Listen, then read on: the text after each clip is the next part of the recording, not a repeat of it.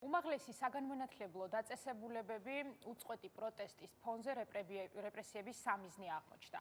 მრავალფეროვანია ფორმები, რომლებსაც სტუდენტების თუ აკადემიური პერსონალის მიმართებით ნეგატიური კუთხით იყენებენ. ასეთ ცდილობენ ახალგაზრდებში ნიჰილიზმის, ხოლო პროფესორ მასწავლებლებში შიშის გაძლიერებას. ქვეყნის მთავარი მაუწყებელი, რომელიც საზოგადოების ინტერესებს უნდა ატარებდეს, დღეს სტუდენტებს ეთერს არ უთმობს. ამის ფონზე კი სტუდენტებს ჩვენს ქვეყანაში პოლიტიკური ნიშნით არჩევენ და ამის საფუძველზე სწავლის გაგრძელების შესაძლებლობას არ აძლევენ. თბილისის სახელმწიფო უნივერსიტეტიდან ორი ლექტორი, ირინა ხერხეულიძე და გიორგი ცერცვაძე პოლიტიკური ნიშნით გაანთავისუფლეს. ილიას სახელმწიფო უნივერსიტეტში კი რამდენიმე თვიანი დავა მხოლოდ გუშინ დასრულდა. განათლების განვითარების ეროვნული ცენტრის ავტორიზაციის საბჭომ სააპელაციო კომისიისგან დაბრუნებული საკითხი უნივერსიტეტის სასიკეთოდ გადაწყვიტა და უნივერსიტეტს უპირობო ავტორიზაცია მიანიჭა. სწორედ სტუმრებთან ერთად გვინდა დღეს გადაცემაში ვიმსჯელოთ, რა მოცემულობაში შეიძლება აღმოჩნდეს საქართველოში საგანმანათლებლო სივრცე იმ რეპრესიების ფონზე, რომელსაც ადგილი აქვს დღეს ჩვენს გარშემო.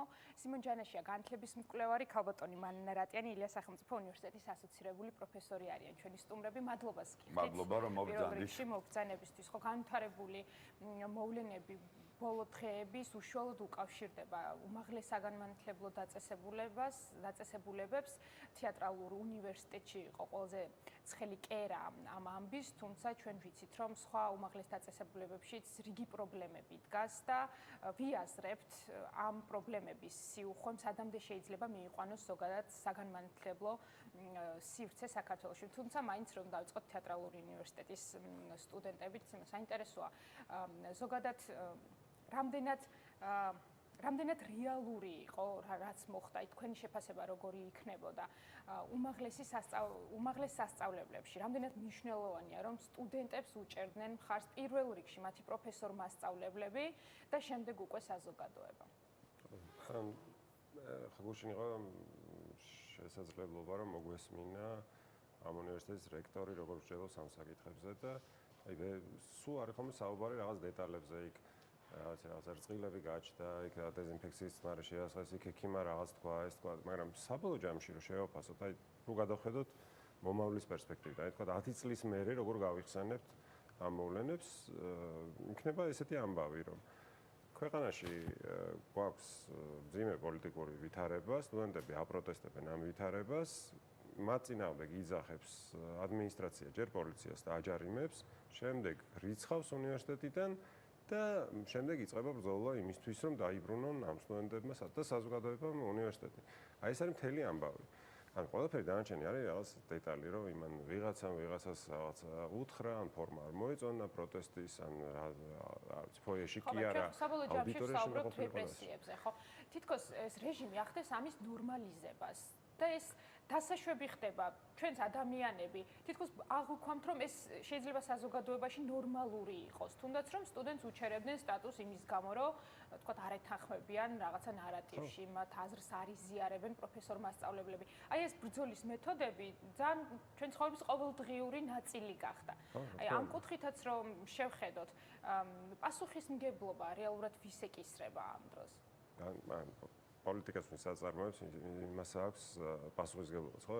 ის ვითარება, რომ მაგალითად ნაკლებია სოლიდარობა სტუდენტებს შორის, ან პროფესორებს შორის, ან საზოგადოებას და უნივერსიტეტებს შორის ნაკლები კავშირია, ეს არის პოლიტიკის შედეგი, ეს არის შემთხვევითობა. ანუ ეს არ არის რაღაცა ჩვენი ხასიათის თვისება, ან რაღაცა ქართული ფენომენი და ასე შემდეგ. ხო, ხელისუფლება ცდილობს რომ დააპირისპიროს ერთმანეთს საზოგადოების წევრები, ან ლაპარაკობენ იმაზე, რომ ვიღაცები არიან უცხო ქვეყნის აგენტები, აქ ჩანერგილები, ვიღაცები ძირს უთხრიან თურმე საქართველოს სუვერენიტეტს და ეს ვიღაცები არიან სტუდენტები, პროფესორები, არასამთავრობო ორგანიზაციების წარმომადგენლები, ან ყველა, ვისაც თავისუფალი აზრი გააჩნია და გამოხატვის ნება აქვს. ვისაც სინდისი აქვს, ის არის პარტიის წინააღმდეგ. ეს არის მოწმულობა და პარტია ამბობს, რომ ვისაც სინდისი აქვს, ისინი არიან საქართველოს მტრები. და სხვა რეპრესიის სხვადასხვა ფორმებს იყენებს. ხო, ციხე არ არის ერთადერთი რეპრესიის ფორმა და გაგდება არ არის. ხო, მაგალითად იბარებენ სკოლის მასწავლებლებს, სკოლის დირექტორები და პასუხს თხოვენ იმისთვის, რომ ლაიქი და რაღაცას დააჭირა Facebook-ში და ან მთავრობა როდებს რაღაცა განცხადებას, რომ აი სასწაული აღშენებლობა გაქვს ქვეყანაში, მასშტაბლებისგან ითხოვენ იმას, რომ გულები უნდა რაღაცა გულები უნდა დააჭირონ Facebook-ში და დააგულონ Facebook-ში. ამას თუ არ გააკეთებენ, ამისთვის იბარებენ დირექტორები, აი ხა მიყვებოდა ზუსტად თეატრალურ უნივერსიტეტთან სტუდენტი, რომ იმ სკოლაში რაც დედამისი მუშაობს და რომელიც თვითონ დაამთავრა, ესე დირექტორმა ჯერ ევროკავშირის დროშები ჩამოხსნა, მერე ეს მასშტაბლები დაიბარა და ეს ხდება ჩვეულებრივი რაღაც, ხო, ანუ ადამიანები ჩემ ბავშვობაში ყველგან ეწერა რაღაცა სლავა KPSS და რა თქმა უნდა ეს არავის არ ჯეროდა იმ სლავა KPSS, მაგრამ ადამიანებს ეს ვაცლავ ჰაველს აქვს ეს აღწერილი, რომ ხილბოსტანში არის გაკრული ეს ლოზუნგი და მე კითხავსავს რომ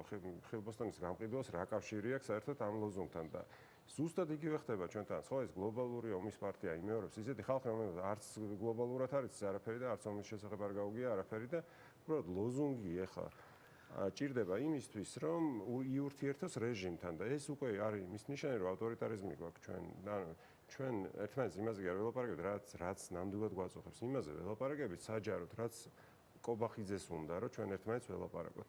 კობახიძეს უნდა რომ ჩვენ გვეშინოდეს რა ვიცი რაღაც გამოგონილი ვიღაცების სადღაც ფარდის მიღმა რომლებიც თურმე მართავენ სტუდენტების პროტესტს თეატრალურ უნივერსიტეტში. ზოგადად რო შევხედოთ ესეთი უბრალო თვალით და დავინახოთ ეს ამ ლოზუნგმა იმუშავა მათი მხრიდან. როცა დადეს ეს ლოზუნგი ომის პარტია და გეშინოდეთ ომის და მე იქ ფოტოებიც გააკეთეს შედარებით საქართველოში როგორ დგას ეკლესიები იქ როგორ ინგრევა ამან იმუშავა თავისთავად და ამის შემხედვარი ადამიანები თქვათ ვინც ეს დაიჯერა ყოველ შემთხვევაში ხო აი შიშით არიან ისე მაგრამ ვინც არ დაიჯერა და ვისაც ჩვეულებრივად წამს ეს ყველაფერი ცხადია რომ ის რაღაცა პროტესტს გამოთქვამს რომ ესეც არ არის ხო მაგრამ ისე deep states რო ახსენებენ ყოველდღე თქვათ ჩვენ ისეთ თურმე ნარკოტიკები გვაქვს საქართველოში, იმიტომ რომ deep state-ი გვაძალებდა რაღაც ტიპის პოლიტიკას, ხო? ეხლა 2 დღის წინ თქვეს გამოვიდნენ. მალე იტყვია რომ ასფალტი ვერ დავაგეთ, იმიტომ რომ deep state-მა რაღაც ხასები გაიზარდა, იმიტომ რომ deep state-ი ხელს უშლის რომ აქ რაღაც იაფი პროდუქცია იყოს. თურმე, ისე ქვია, საზოგადოებრივ მოწყობილობაში მე აღმოაჩენენ რომ რაღაცა პრობლემები იყო, იმიტომ რომ deep state-ი ითხოვდა რომ რაღაც დემოკრატია ყოფილიყო. ან თურმე იმაში აქვს სკოლებში შესაძლებლობა იყო რომ რაღაცა გარყვნილება ესწავლებინათ მასწავლებლებს, იმიტომ რომ deep state-ი ითხოვდა მათგან თურმე ვერ ვაპატიმრებდით დავნაშავეებს, იმიტომ რომ deep state-ი ხო და ამას მე ძალიან ეჭვმეპარება რომ ვინმე მართლა შეერა, მაგრამ ეს ლოზუნგი ისე როგორც ის სლავა KPSS სჭირდებათ ადამიანებს ისეთ სისტემაში, სადაც შენ უნდა აჩვენო შენი ერთგულება ამ სისტემას რაღაცნაირად. ამიტომ თქვათ, რა ვიცი, სტუდენტებს რო შეეკრენათ პრობლემა რექტორთან, ის რექტორი გამოვა და იტყვის, რომ იცით ახლა აი ამ გლობალურ deep state-ის რაღაცა ბატონობაში რთულია რა თქმა უნდა მუშაობა უნივერსიტეტში და ამითი პარტიას ეუბნება, რომ აი მე თქვენთან ერთად ვარ და დამიცავით სტუდენტების პროტესტისგან, ხო?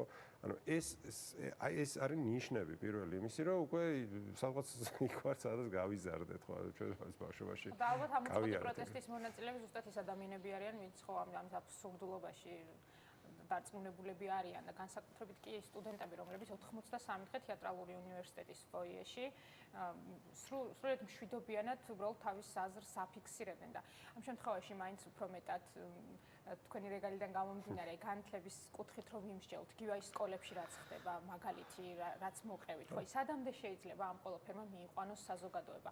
აქ ხომ უკვე საქმე ეხება შემდეგ ბავშვების განათლების საკითხს, ხარისხს, ეს ხო კომპლექსური ამბავია და არ შემოიფარგლება მხოლოდ რაღაც სოციალურ ქსელში გამოქვეყნებულ სტატუსზე ლაიქის დაწერით. რაღაც გრძელვადიანი პროგნოზები ხო ბევრად საშიშია ამ ყველაფრის საბოლოო ჯამში, რაც დღეს ხდება. მიზანი, ან მიზნიდან უნდა გამოვიდეთ, ხო როცა საფრთხეზე ფიქრობთ, რატომ აკეთებს ამას ხელისუფლება? ხელისუფლება აკეთებს ამას იმისთვის, რომ რაც შეიძლება ნაკლები შესაძლებლობა ჰქონდეთ საზოგადოების წევრებს, რომ განათლების გზით მიიღონ, განივითარონ კრიტიკული აზროვნება, იმისთვის, რომ არ დაუპირისპირდეს არაფერს, რასაც მათ სთავაზობენ. რაც შეიძლება დისციპლინირებული უნდა იყოს ეს სისტემა იმისთვის, რომ თუ საფრთხე შეექმნება სისტემას ხარი დაუჭიროს, მაგალითად მასწავლებლები, პროფესორები რუსთავზე კი არ იდგნენ ეხლა, არამედ როცა დაუძახებენ, მთავრობა რო დაუძახებს და რო ეტყვის რომ გინათ არ უნდა მოხვიდეთ.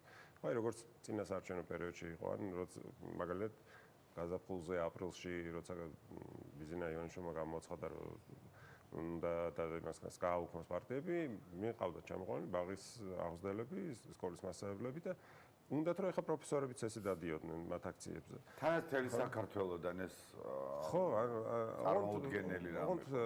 არაინტერესებთ მართლა დაიჯერებს ეს ადამიანი რას ელაპარაკებენ. თუ არა, მთავარია რომ მას ემორჩილებოდეს და უნივერსიტეტების დამორჩილების გარეშე შეუძლებელია საზოგადოება დაიმორჩილო. შემთხვევით არ იყო რომ ისე რა ქვია სტალინის და ბერიას ისინი იყო დიდი პლაკატები გამოკრული თბილისის სახელმწიფო უნივერსიტეტის ფასადებზე, ხო და შიგნითაც და ტყუილად არ გადაარქვეს სახელები საბჭოთა კავშირში ამ უნივერსიტეტებს და ტყუილად არ ცდილობდნენ ივან ჯავახიშვილიც გააგდეს უნივერსიტეტიდან, ხო? რა ჩვენ შემთხვევით რაღაცებს არ ხედავთ. ეს არის გამოცდილი პრაქტიკა და გამოცდილი რაღაცა სახელმძღვანელო არსებობს. მაგალითად, რო არ წავიდეთ 30-იანი წლების საბჭოთა კავშირში, ჩვენ შეგვიძლია გავიხედოთ ევროპაში, ხო, შედარებით უფრო ავტორიტარულ ქვეყნებში, მაგალითად, უნგრეთში ვიქტორ ორბანმა ერთ-ერთი პირველი რაც გააკეთა იმისთვის, რომ თავის ძალაუფლების კონსოლიდაცია გაეკეთებინა, იყო ის, რომ უნივერსიტეტებს დაისხა თავს. ეხლა დღეს მაგალითად აპირებს მთავრობა, რომ გამოაცხადოს გეგმა, როგორ უნდა დაისხას თავს უნივერსიტეტებს სინამდვილეში. ანუ თქვა რომ აი ჩვენო შევიკრიბეთ ახლა მთავრობის წევრებიო, რაღაც ქალაქის მერი, ministrები და კიდე ყოფილი უშიშროების ხალხი და ახლა ჩვენო განათლების რეფორმას ჩავატარებთ უნივერსიტეტებში. ისეც კობახიძემ თქვა, რომ ისეთივე აღშფოთება მოყვება, როგორც მოყვა იმ აგენტების კანონსა. და წარმოიდგინეთ, ანუ წინასწარ გვეუბნება, რომ არავის არ მოიცონება, მაგრამ მე უნდა გავაკეთო, იმიტომ რომ და მე რაღაცა კეთილი მიზნებია, რა თქმა უნდა, ისევ deep state-თან ბრძოლა და რაღაცა განათლების ხარისხის ამაღლება. ნახეთ ის ყველაზე ჩემთვის ძალიან გასაოცარი იყო ეს ნიუსიც საგანმანათლებლო სივრცეებში რამდენად ხშირად იკავებენ უკვე სხვადასხვა უწყებებში გამოცდილების მქონე ადამიანები ადგილს და ხო ეს სუსიზაცია და ესეთი ტერმინი სოციალურ ქსელში იყო გავრცელებული. ქალბატონ მანას გაეცინა უნივერსიტეტები უნდა დაიმორჩილონ და თქვენთვის როგორც ილიას უნივერსიტეტის პროფესორისთვის აი რას ნიშნავს ეს, როდესაც გესმით ნარატივი რომ უნდა დაიმორჩილონ უნივერსიტეტები. კი ბატონო, გავაგრძელებ სიკოს ნათქვამს, იმიტომ რომ ეს არ არის, ეს უბრალოდ გამოვლინებებია, რასაც ჩვენ ყოველდღიურად ვუყურებთ. სინამდვილეში ეს არის ერთი დიდი სურათის ნაწილი და ამ დიდ სურათში აუცილებლად უნდა ითქვას, რომ ეს არის კონტროლის, პარტიული კონტროლის დაწესება სისტემის სხვადასხვა რგოლებზე.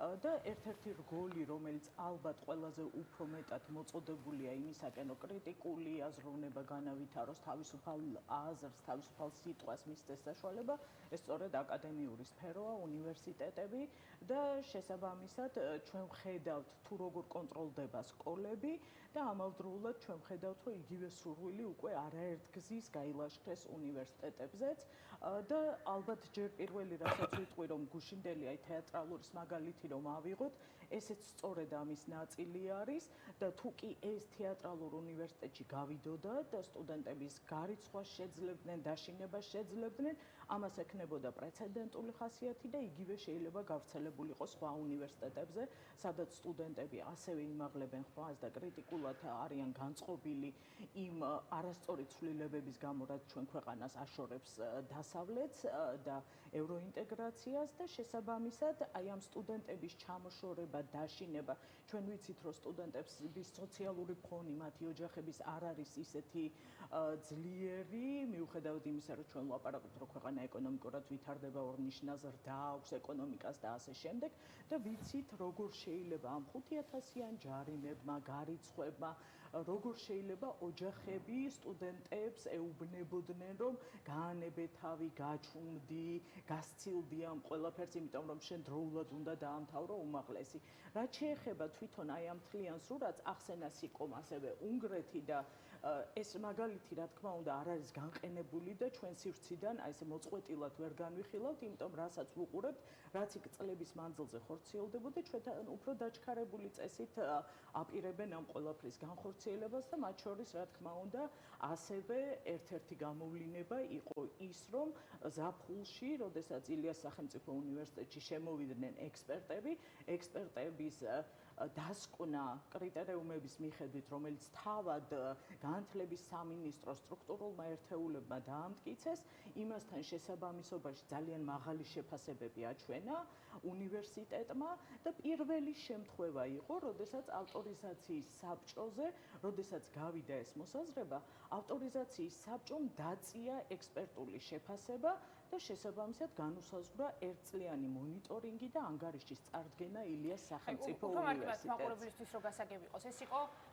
რეპრესიული ხასიათის გამოვლენილი ქმედება იმისთვის, რომ ილიას სახელმწიფო უნივერსიტეტი ჩვენ ვიცით, რომ ყოველთვის იმაღლებდა ხმას, ყოველთვის არ უშინდებოდა საკუთარი პოზიციის ღიად დაფიქსირებას და ეს იყო დაშინების მცდელობა, რომ თუ თქვენ არ გაჩვენდებით, შეიძლება ავტორიზაცია ვერ გაიაროთ. ეს პირდაპირ ცალსახად ეს იყო დაშინების მცდელობა და ამავდროულად იმ რესურსების, რომელიც უნივერსიტეტში არის, ადამიანური რესურსები, დრო, დაჭირდა უნივერსიტეტს ამ ყველაფრის მობილიზება იმისათვის, რომ საჩივარი მოემზადებინა სააპელაციოში, შემდეგ უკვე ეს პროცედურები გაევლო, შემდეგ მომზადებულიყო ხელახალი დაბრუნებული პროცესის განხილვისათვის, იმის ნაცვლად, რომ უნივერსიტეტი ვითარდებოდეს, იმის ნაცვლად, რომ სახელმწიფო ხელს უწყობდეს სახელმწიფო უმაღლესების და ზოგადად აი ამ სფეროს, განათლების სფეროს განვითარებას, ჩვენ ვხედავთ რაღაც მოწყვეტილ აბსურდულ განცხადებებს, თუ როგორ უნდა განვითარდეს განათლების სისტემა, ჩვენ ვხედავთ ადამიანებს, რომლებსაც არანაირი კავშირი განათლების სისტემასთან არ აქვს და მათ უნდა მიიღონ გადაწყვეტილება თუ რა მიმართულებით წავა საქართველოში განათლების პროცესი, ხომ?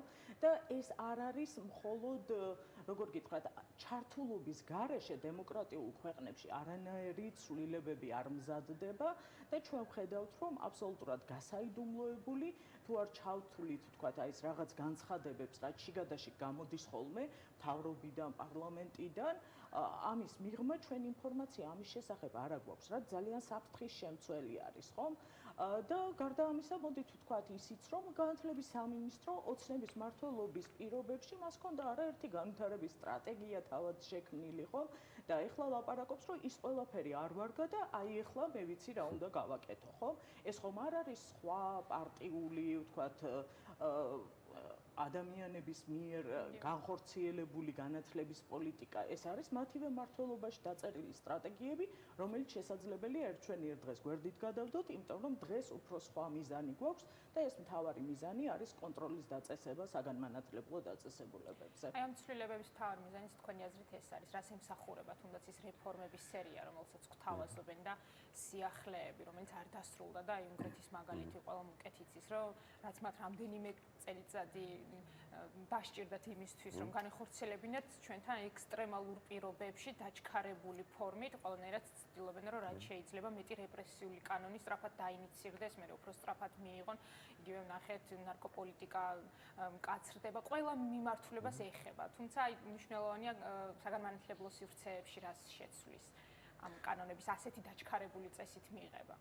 ნუ ერთი რაც მე-20 საუკუნის ერთ-ერთ ყველაზე დიდ სოციოლოგს მიშელ ფუკოს აქვს ესეთი დაკვირვება, რომ ციხეებში ხალხს იმისთვის კი არ სწავლენ, რომ ის ადამიანი დასაჯონ, ვინც ციხეში ზის, არამედ იმისთვის, რომ დანარჩენებს გაუგზავნო რაღაცა გზავნილი, რომ შენ თუ ესე მოიქცევი, მოხვდები ციხეში.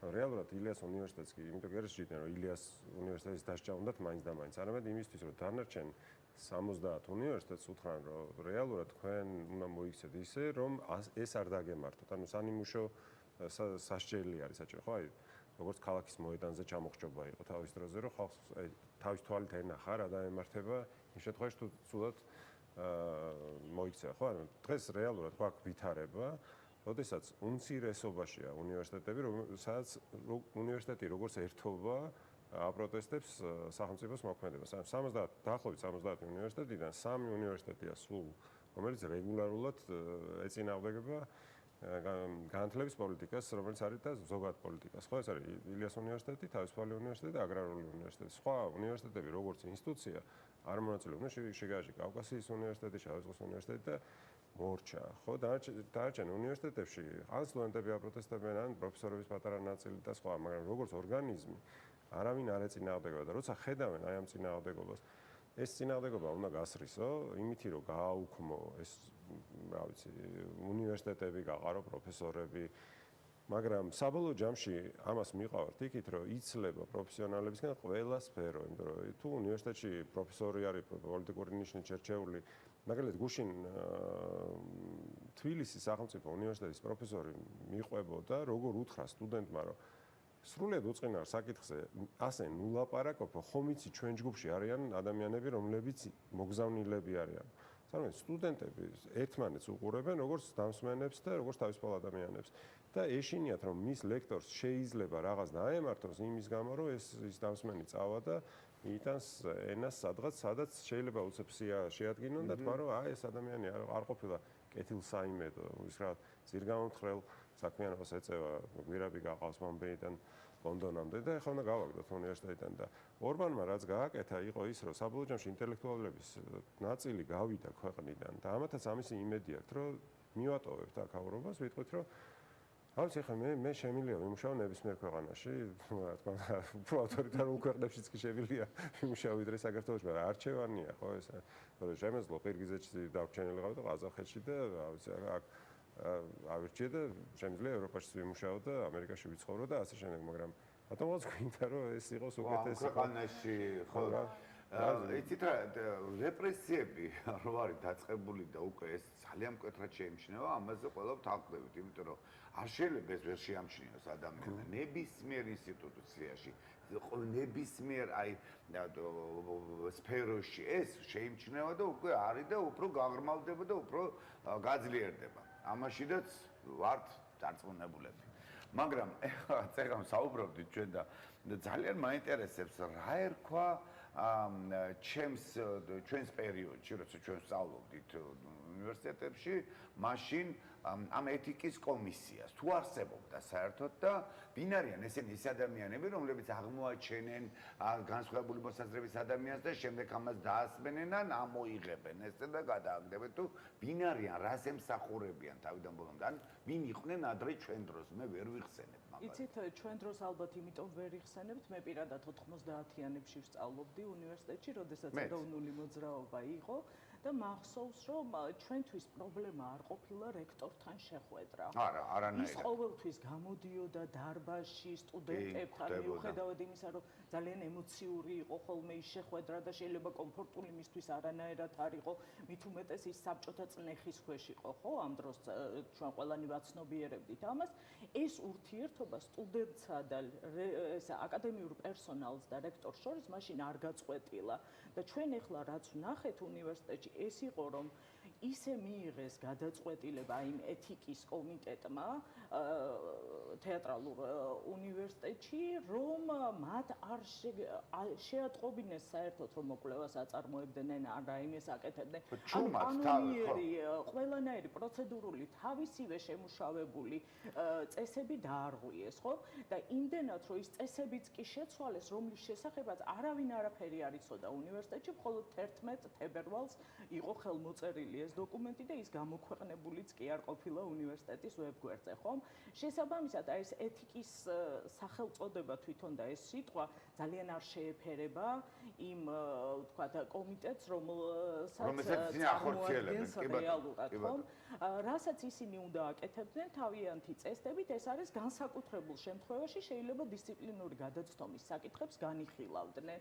თუმცა, რა თქმა უნდა, ამ შემთხვევაში ფორმასაც აქვს მნიშვნელობა და რას თვლი დისციპლინურ გადაცდენად და როდესაც უნივერსიტეტის სტუდენტები აპროტესტებენ, რომ ქვეყანამ კონსტიტუციას გადაუხვია, მე მგონი ეს არ შეიძლება აღმოჩნდეს დისციპლინური კომიტეტის დარღვევის რაღაც საგანი განხილვის, ხო? თან ისინი არანაირად არ უშლიდნენ ხელს აკადემიურ პროცესებს. 80-ზე მეტი დღე ისინი იყვნენ ფოიეში, ჩვენ ძალიან კარგად გვახსოვს, რომ მათ შუქს ურთავდნენ, გათბობას ურთავდნენ, იმიტომ რომ მასთვის დისკომფორტი შეექმნა და გასულიყვნენ უნივერსიტეტიდან და ცოტა ჩემთვის წარმოუდგენელი არის, რას წარმოადგენს საერთოდ აკადემიური და დაწესება და უნივერსიტეტი, თუ ჩვენ იქ სტუდენტებს ვავიწროვებთ, ხომ? ჩვენი მთავარი მისია ხომ არ არის მხოლოდ სტუდენტებისათვის ცოდნის გადაცემა. ჩვენ სტუდენტებს უნდა დავანახოთ ის მოდელები, ის ღირებულებები, რომლითაც მათ საზოგადოებაში უნდა იცხოვრონ და თუ ჩვენ ამას არ ვაჩვენებთ, თუ როგორ მათი აზრი ყველაზე მნიშვნელოვანია, თუ როგორ დაწესებულებაში ისინი იქნებიან და ისწავლიან წლების მანძილზე, რა თქმა უნდა, ეს აბსოლუტურად აბსურდია. ასე რომ მე უბრალოდ ზუსტად იმას ვერ გავიხსენებ, რა იყო ჩვენ დროს უნივერსიტეტებში. ისინი თვითონ ერთი ჯგუფია, რომელიც სადღაც განათლების სამინისტროში ან სადმე არსებობენ და დადიან ყველა თუ ყველა უნივერსიტეტს უნივერსიტეტს ჩანერგილი ადამიანები არიან თუ ესენი არიან უნივერსიტეტის წარმომადგენლები, მათ შორის არის სტუდენტური თვითმმართველობიდან წარმომადგენელი, ასევე აკადემიური პერსონალი და შესაბამისად ისინი იკრიბებიან განსაკუთრებულ შემთხვევაში. ყველა უნივერსიტეტს აქვს მსგავსი. პრობლემა არ არის ამისი არსებობა, იმიტომ რომ აი მაგალითად თუ პლაგიატი აქვს სიტყვაზე, პლაგიატი ჩაიდინა პროფესორმა, ხო? უნივერსიტეტმა რაღაცა ორგანოში უნდა განიხილოს ეს. და ამისთვის იქნება ხოლმე აი თქვა ეთიკური დარღვევისთვის, აი მაგალითად შეურაცხყოფა მიაყენა პროფესორმა სტუდენტს, ხო? ეგ საერთოდ საინტერესოა, რომ სტუდენტები ამბობენ, ეხლა გადასამოწმებელია, უნდა ნახოთ ამ ეთიკის კოდექსი რომ არსებობს, იქიდან პროფესორები ამოუღიათ და მარტო სტუდენტები დაავტოვებიათ, რომ სტუდენტებს ეხებათ ეთიკური ნორმები და ჩარჩოები. და მე ეთიკის კომისია, რომელიც პროფესორებისგან შედგება ძირითადად ყოფილი და ასევე ადმინისტრაციის წევრებისგანაც, ხო? მაგალითად, გოგი მარგველაშვილი ყოფილი რექტორი არის ეთიკის კომისიის წევრი, რომელიც არ მოაწერა სხვა შორის ხელი ამ დასკვნასთან. თავისთავად ეს გადაწყვეტილება შეუძლებელია იყოს ეთიკური, თუ არ შეხვდები იმ ხალხს, ვისაც ეხება და არ განიხილავ მათთან ერთად. ანუ ეს სტუდენტები რომ მოეწვიათ, უნდა ეკითხათ, რატო იქცეოდი ასე? იქნება რა ვიცი რა. იქნება ესეთი პერფორმანსი აქვს. თან პირიქით ან მათი განათლებისთვის უკეთესი იყო, რომ ასე იქცეოდნენ, ხო? როგორც იქცეოდნენ. უნდა კითხო, უნდა გაარკვიო გარემოებები და მე უნდა მიიღო გადაწყვეტილება, მაგრამ როგორ მიიღეს გადაწყვეტილება? ორშაბათს დილით სტუდენტებმა გაიგეს, რომ ეთიკის კომისია როდისღაც შეკრებილა და როდისღაც განუხილავს ეს, ან გამოდის რომ ძალიან სწრაფად სადღაც შაბათ-კვირას იფიქრეს ამაზე და მე დილით მიიღეს გადაწყვეტილება და ასე დროს ჩდება ეჭვი, რომ ეს გადაწყვეტილება მათიც კი არ არის, ანუ მათ მისცეს გადაწყვეტილება, რომ ხელი მოაწერინეს და ყველამ არ მოაწერა ხელი. გამაფრთხილებელი შეტყობინებაც კი არ მისვლიათ, რომელიც დიაში კანონმდებლობაც არის, იმიტომ რომ ჯერ უნდა გააფრთხილო სტუდენტი, უჩერებს სტუდენტს და ალბათ მე უნდა შეუჩერო, ხო, ლოგიკურია, ასეც ხდებოდა იგივე თქვა ფინანსური გადაცდომების დროს, ყოველთვის სტუდენტებს ჯერ აფრთხილებდნენ ამის შესახებ და მერე უჩერდებოდა სტატუსი და ახლა კი, მაგრამ თან ეს როგორ გაკეთა, ხო, ჯერ პოლიცია გამოუძახეს ერთხელ, მეორე და მესამედ რომ არ მოსულიყო, ამიტომ გამოვიდნენ. იმიტომ რომ მესამედ რომ მოსულიყო პოლიცია, შეიძლება დაეპატიმრებინა სტუდენტები და ეხლა შექმნეს რაღაცა ეს ბიუროკრატიული გადაწყვეტილების მიღების რაღაცა მითი, როგორ მიიღებოდა ეს გადაწყვეტილება, რომ დაიკარგოს ის ვინ იღებს გადაწყვეტილებას. ხო, ანუ ეს ყოველთვის იქნება ხოლმე ესეთი რაღაც, რომ აი გუშინ ყვებოდა რექტორი, რომ აიქო ექიმმა უთხრა დაცვას, დაცვამ დაურეკა პოლიციას, პოლიციამ თხოვა, კი არ დააჯარიმა. წყილები მოიგონეს, ხო, მაგრამ ის სტუდენტები მივიდნენ, მიმართეს სტუდენტებმა დაკმენილები ვართ, თუ თვითონ პროფესორ მასწავლებლები მივიდნენ დაკმენილებს. სტუდენტები ყვებიან, რომ ეს გრძელვადიანი პრობლემა არის. რექტორი ეყვება, რომ სადაც ნაჭერია, იქ წყილებიც არიან და არ ვიცი, ეგეთ მე არ გამიგია, მაგრამ შეთანხმდება იმაზე, რომ ეს არის სადამსჯელო ღონისძიება და აი მაგალითიც ილია სახელმწიფო უნივერსიტეტზე გავიხილეთ და თქვენც როგორც ახსენეთ, რომ უნდა იყოს ეს მაგალითი იმისთვის, რომ თქვა თეატრალურ უნივერსიტეტში ის რაც დაემართათ სტუდენტებს, სხვა უნივერსიტეტში სტუდენტებმა იფიქრონ, რომ ხო, ჩვენც ვეღარ შევძლებთ სწავლის გაგრძელებას, ჩვენ შეგვიჩერდება სტატუსი და ყველაზე ცუდი რაც სადამდეც მივყავართ, ხო, შესავალშიც ამით დავიწყეთ, რომ ნიჰილიზმი ახალგაზრდებში 2023 წლის მონაცემებით 115,000-ზე მეტმა ახალგაზრდამ დატოვა ქვეყანა, რომელიც იყო 30 წელზე ქვევით და საბოლოო ჯამში ეს ტვინების გადინება და იგივე რესურსი პროგრესულად მოაზროვნე ადამიანების ქვეყნიდან წასვლასთან მივალთ, ხო, საბოლოო ჯამში და აი ეს ალბათ ეს მოცემულობა ყველაზე რთული გასააზრებელი ალბათ თქვენთვისაც. განსაკუთრებით იმ ადამიანების, ვინც ამ ახალგაზრდების, ვთქვათ, განათლებაზე ზრუნავთ წლების განმავლობაში. რა თქმა უნდა, ძალიან რთული აღსადგენი იქნება ეს ადამიანური რესურსი საქართველოს თუ დატოვებენ. რა თქმა უნდა, კარგი არის პირიქით, როდესაც მიდიან დროები, მიზეზებით იქ განათლებას ღებულობენ, გამოცდილებას ღებულობენ, შემდეგ უკან ბრუნდებიან. ეს მნიშვნელოვანია, მაგრამ როდესაც იცი, რომ ადამიანი გაურბის თავის ქვეყანას, იმიტომ რომ იქ შეიძლება არაერთი პრობლემის წინაშე აღმოჩნდეს ეს პრობლემაა, მე უბრალოდ დავამატებ, რომ ესე ნეგატიურ კონტექსტში რო არ განვიხილოთ, ცოტა დადებითსაც ვიტყვი ამ პროცესებზე.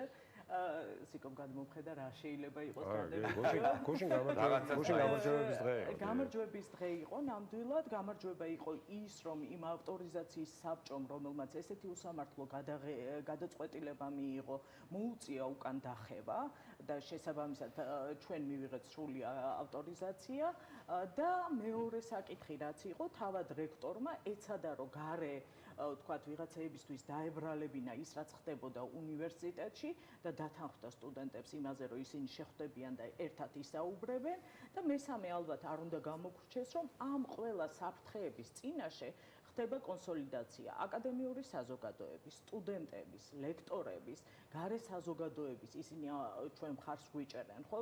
და ჩვენ ვნახეთ აი უკანასკნელი პერიოდის მანძილზე რამდენად ჩართული იყო სხვადასხვა უნივერსიტეტების წარმომადგენლები, ერთად მხარს ვუჭერდით, ისინი ჩვენ მხარს გვიჭერდნენ ილიასთან დაკავშირებით. ანუ ის გახლეჩა, რისი სურვილიც იყო, რომ ყველა ცალ-ცალკე დარჩენილიყო, ანუ დაყავიდე იბატონეს ვარიანტში, მე მგონი, რომ არ გამოუვიდათ და სწორედ ამგვარი საფრთხეების წინ საზოგადოება ერთიანდება და გაერთიანებული ძალით, რა თქმა უნდა, ძალიან რთულია დაჯაბნო და კონტროლი განახორციელო ამ საზოგადოებას.